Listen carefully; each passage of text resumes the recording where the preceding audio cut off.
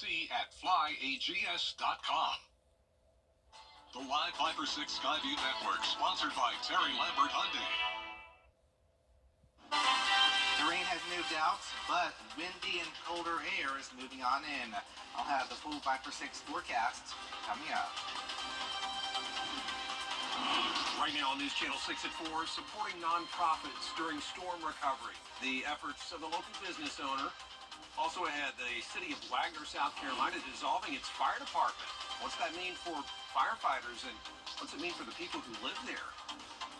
And domestic violence groups calling for tougher laws in the wake of a landmark sentencing in South Carolina. As your news at 4 starts now. Live from Television Park, this is WJBF News Channel 6 at 4.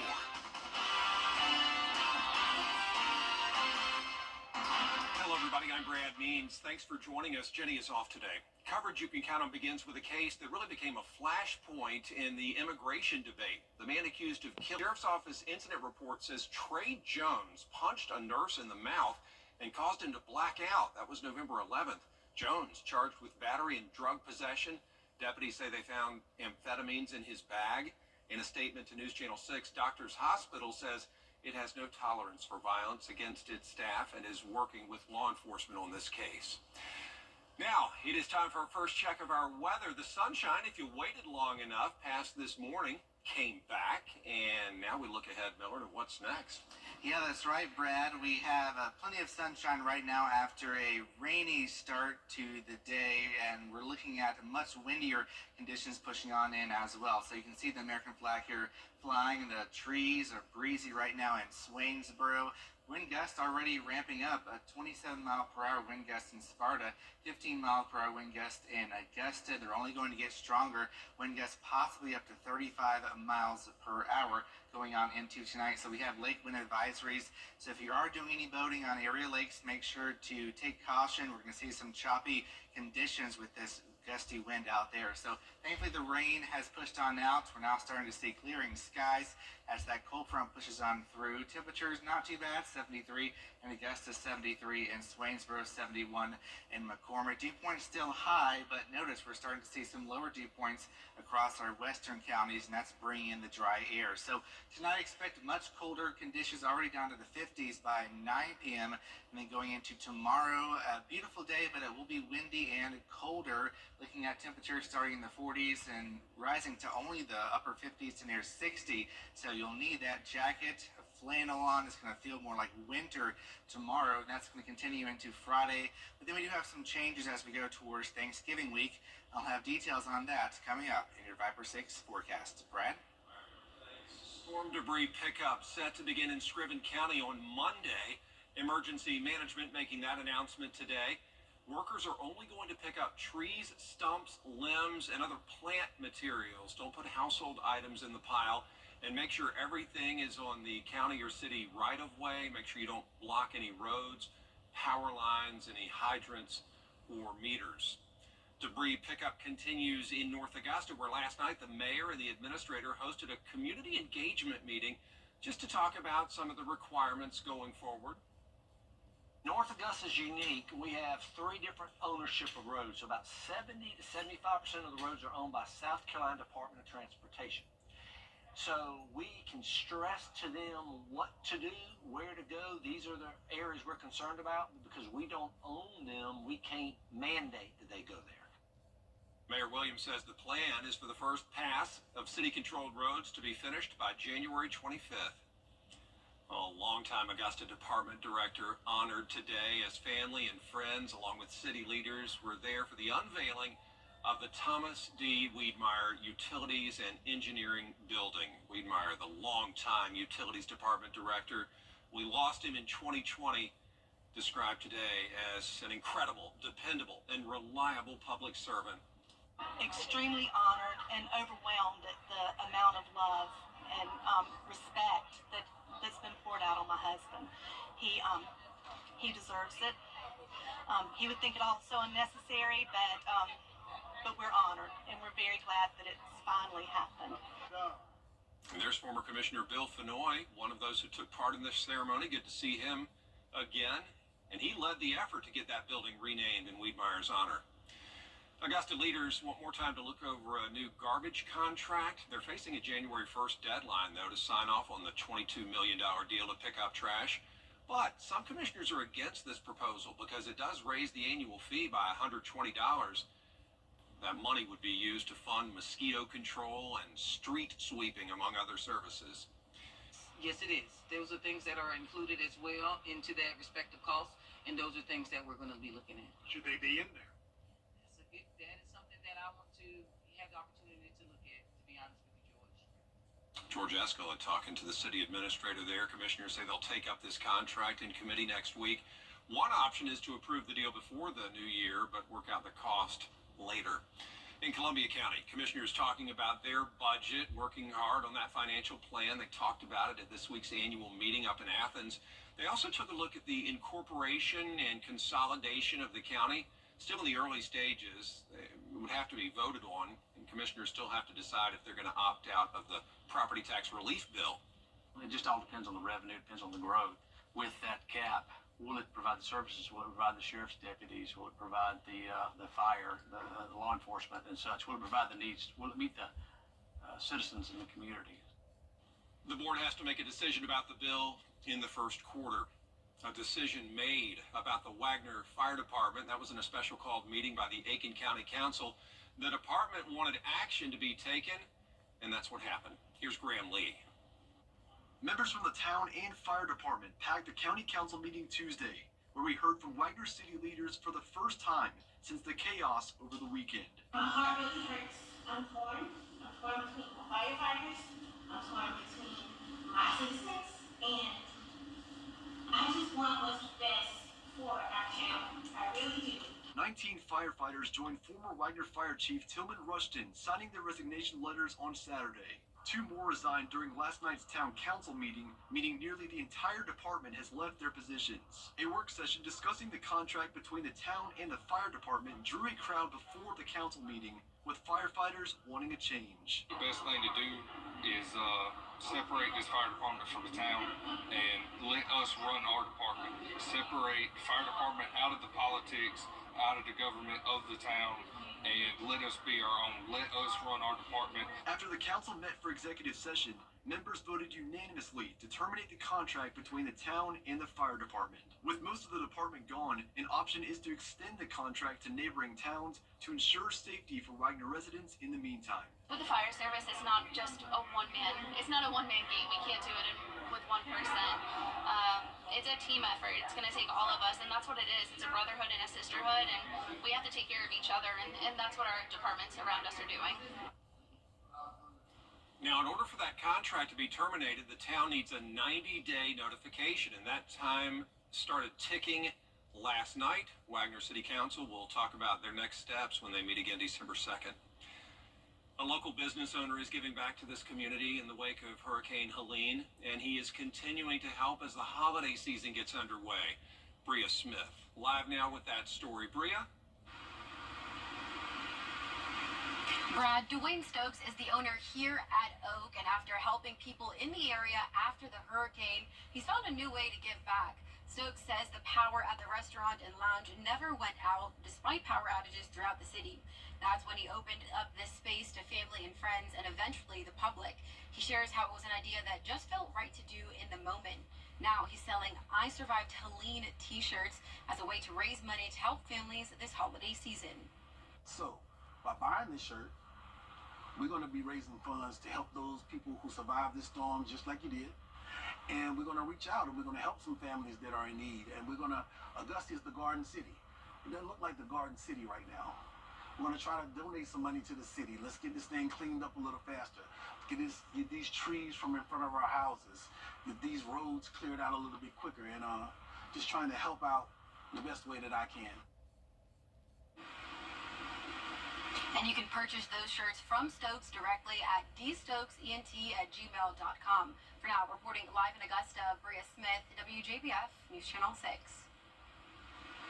Bria, thanks. More hope and joy being spread this holiday season thanks to the Salvation Army of Augusta, always stepping up. And there they are today at the annual Christmas kickoff breakfast at the Kroc Center, marking the official start of both the Angel Tree program and the Red Kettle campaign. I heard One of those bells the other night. It's already underway.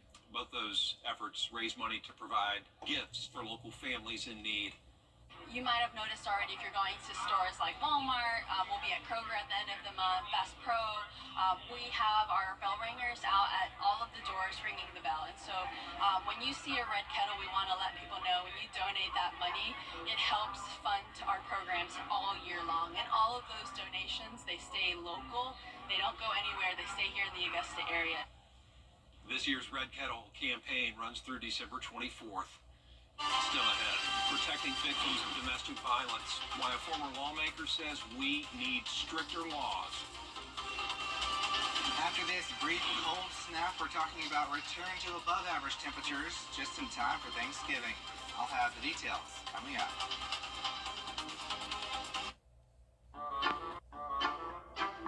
First of all, Freddie's ageless, so he could have worked here since the beginning of time. I know Freddie has worked here longer than many. Forever, but he's got the best Botox because that guy never ages. I don't remember life without Freddie.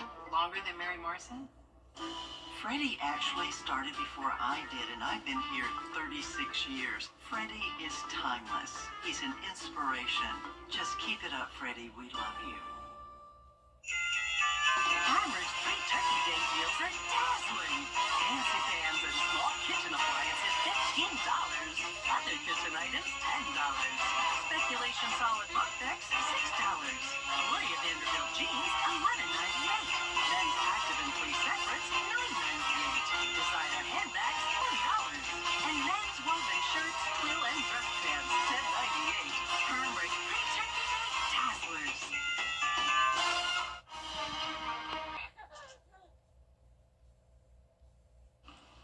Welcome back, everybody. This week, a South Carolina judge sentencing Duncan Robinson to separate life sentences on murder and first-degree burglary charges. It was back in January of 2022 when Robinson shot and killed his wife, Taylor Robinson, in front of their two sons in Florence, South Carolina. And now a lawmaker and a domestic violence organization are speaking out. Here's Adriana Lawrence. Former South Carolina State Representative Cesar McKnight heard Taylor Robinson's story and introduced legislation making it easier for victims to obtain a restraining order. He says because he lost his seat shortly after and his successor never picked it up, the bill never got out of committee. This gentleman did what he did to her and how she was crying out for help, and it seemed like the system kept failing her.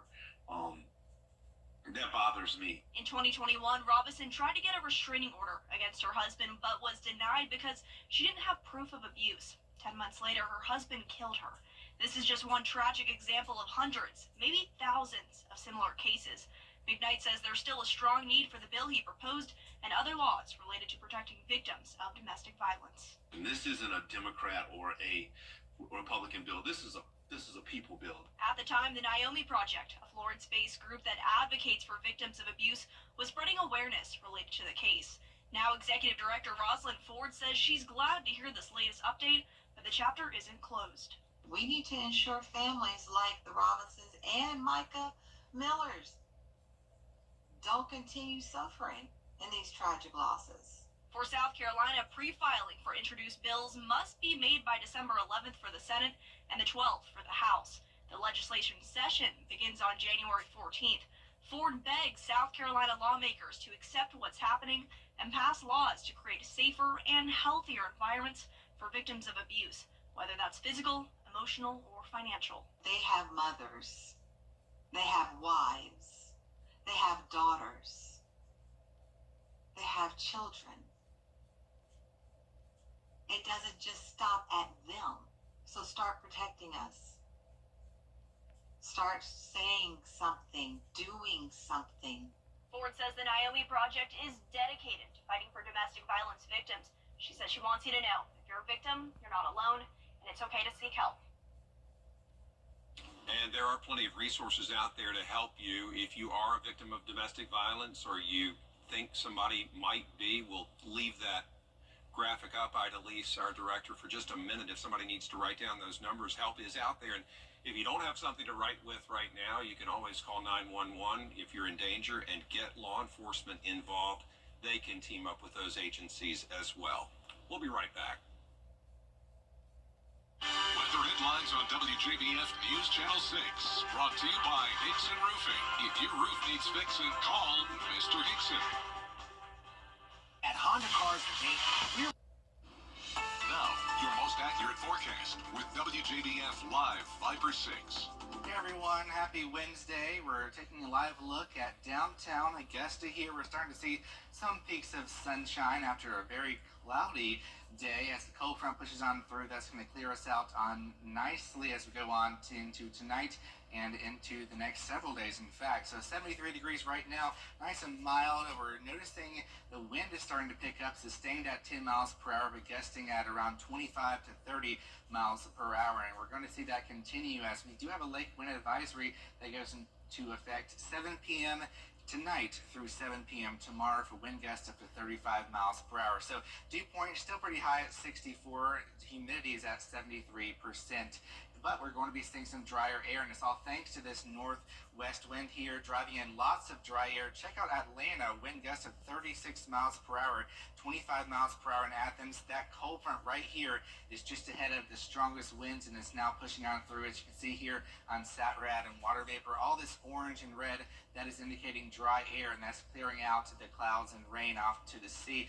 As you can see here, as high pressure is building on in, we also have this area to the north, an upper level low pressure, and that is also bringing in a lot of wind, and that's going to continue to push on into our area, and it will be dry. So Futurecast shows that upper level low here spinning over the Great Lakes, and even some snow is going to start to push on south towards western North Carolina, the Tennessee mountains. They could see a few inches of snow, but unfortunately for us, I'm sorry to say for the snow lovers, we won't be seeing any snow here in the CSRA, but we will be getting a little bit of that cold air as we go on forward, as you have that upper level low still bringing in well below average temperatures and continue to see that windy condition as well. So 35 mile per hour wind gusts tomorrow, and then going down to 22 mile per hour wind gusts Friday, and then eventually settling off to around 10 for the weekend. So temperature wise, much cooler tomorrow, only about 60 degrees for the high. Check out Friday, 56 degrees.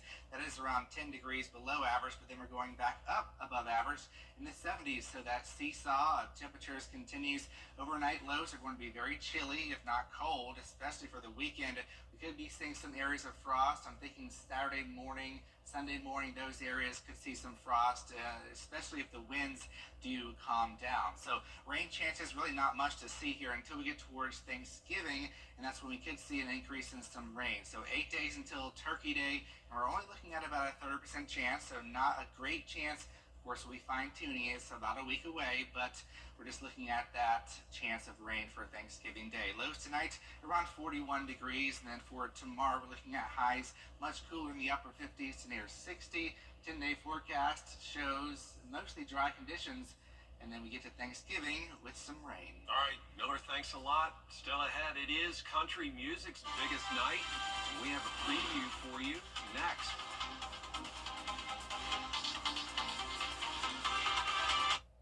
If you've been injured, we take immediate action to get you the help you need. The call. As soon as I called Austin Jackson, I was very assured and at ease. The response. They handled everything so that I can focus on getting better. The work. They took on the insurance company for me. The result. I am very happy with the settlement I received. That's why you get the Augusta Guy. Call Austin Jackson, the Augusta Guy, 706-724-7224. Hey, CSRA, Mike Murphy. The Star is set to be out at Nashville tonight for the CMA Awards, airing live right here on News Channel 6. You'll see performances from Post Malone, Chris Stapleton, Luke Combs, Shabuzi, and a special tribute for the legendary George Strait. This year's recipient of the CMA Lifetime Achievement Award, Willie Nelson, named for him, and so Strait's going to get that this year. How special. Luke Bryan, there they are, Hall of Famer Peyton Manning and Lainey Wilson, this year's co-hosts. The red carpet kicks off at 7:30. News Channel 6 at 11 will be on right after the awards ceremony wraps up. But first, a lot more coverage you can count on. Dee Griffin's next with a look at President-elect Trump's new White House National Energy Council and what it aims to do.